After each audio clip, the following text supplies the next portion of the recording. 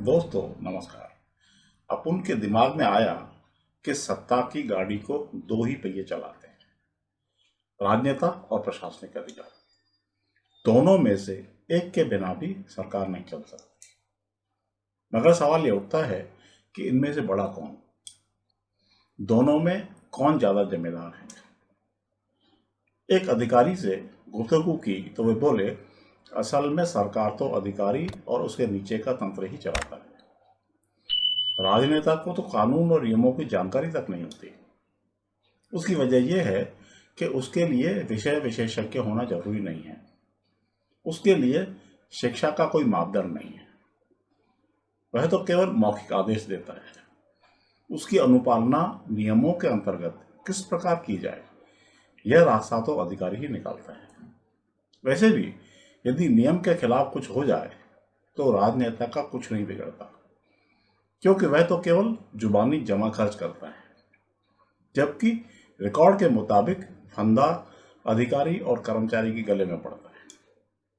अगर प्रशासनिक तंत्र प्रभावी न हो तो राजनेता जो मन में आए वही करे और उसके नतीजे में अराजकता ही हाथ आ सकती है।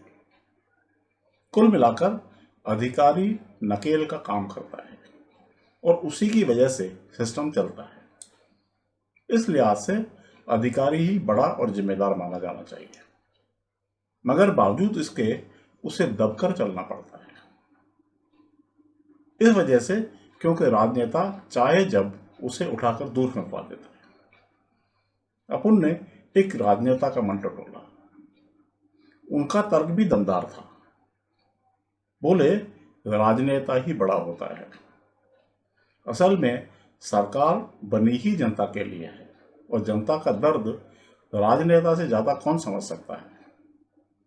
वह जनता में से उठकर आता है, जनता के बीच में ही रहता है और जनता के प्रति जवाबदेह होता है। आप ही सोचिए, हो भले ही रेलवे कर्मचारी की वजह से ट्रेन एक्सीडेंट, मगर छुट्टी तो रेल मंत्री की हो जाती है।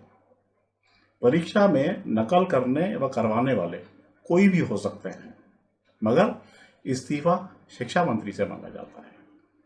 इतना ही नहीं, नेता को हर 5 साल बाद जनता के सामने परीक्षा देने जाना पड़ता है। विपक्षी तो कपड़े फाड़ता ही है, खुद की पार्टी भी टांग खींचने में लगी रहती है। जनता भी ऐसी है कि कब और किस वजह से फेल कर दे और पास कर दे, कुछ पता नहीं है।